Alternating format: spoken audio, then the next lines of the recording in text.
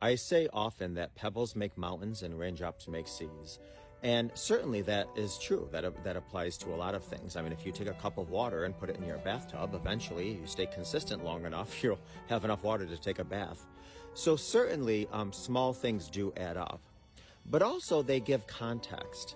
So one of the things I wanted to say today is that when you are talking to your spouse, partner, significant other, especially after broken trust, broken vows, broken promises, and let's just say they, don't give you the accurate information, immediately we jump to, you lied to me.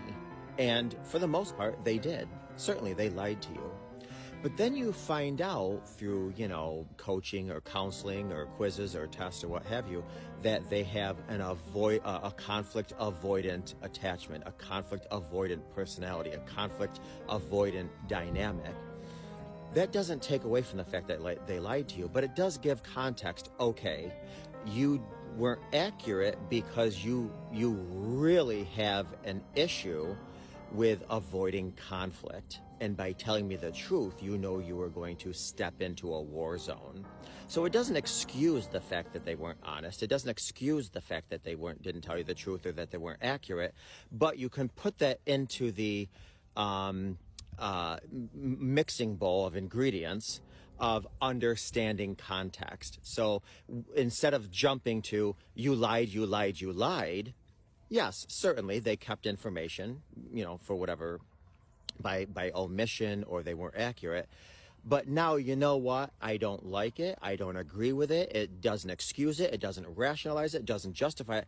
But I understand why, if you're standing in a line of 100 people, you're probably one of the ones on the extreme side of, there's something within you that gets completely dysregulated when you feel as if you're going to go into a potential conflict. So you do everything in your power not to get into that conflict.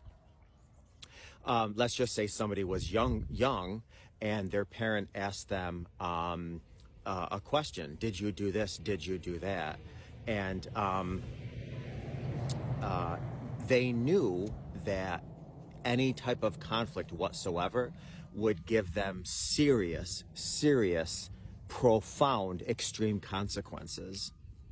Well, when years later, when their partner asks them a question, their body is going to respond in the same way. Oh my gosh, if I tell the truth, I'm about to get some severe, profound consequences. So let me not tell the truth and try to, get into some crisis management. The problem with that, however, is that the other partner, the other spouse, perceives it as a bold, blatant lie, and that just doesn't go over well.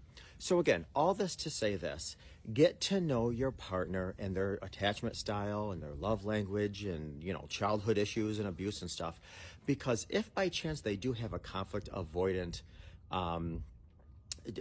aspect to them, it doesn't excuse away anything that they're not honest about whatsoever, but it does help you put context into some of your interactions and correspondence. Because again, pebbles make mountains and raindrops make seas.